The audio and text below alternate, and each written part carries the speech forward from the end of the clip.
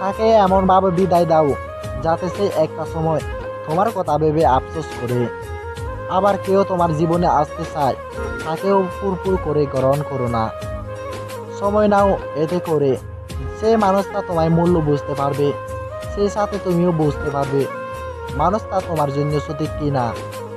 হুট করে চলে আসা, কেউ পুরুত করে চলে যাওয়া যায়, যা অল্পতে পাওয়া যায় তার উপর মানুষের গুরুত্ব কম থাকে।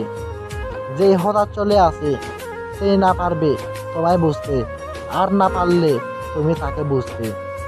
অর্থাৎ চলে যাওয়ার রাস্তাটাও তখন সহজ হয়ে যায়। একটা 10 তলা ভবন বানাতে হলে যেমন মাটি পরীক্ষা করতে হয়, তেমনি কাউকে হৃদয়ে জায়গা দিতে হলেও মানুষ তার পরীক্ষা নিতে হয়।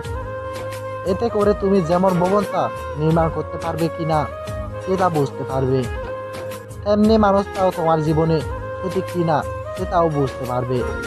পাওয়া আর হারানোর মধ্যে ছোট একটা লজিক আছে।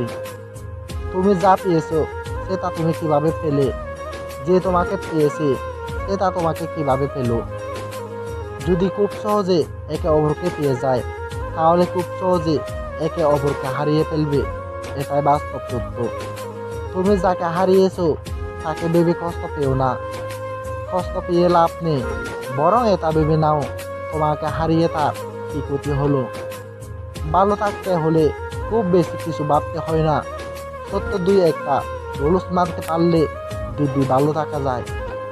যে আসতে চায় তাকে সময় নিয়ে আসতে দাও, যে যেতে চায় তাকে বিনা কারণে যেতে দাও। এই আসা যাওয়ার মাঝে কখনো শক্ত দেয়াল হয়ে দাঁড়িয়ে থেকো না। এতে করে তুমি প্রকৃত জীবন সঙ্গী পাবে, যে শুধু আসবে কিন্তু কখনো যেতে চাইবে না।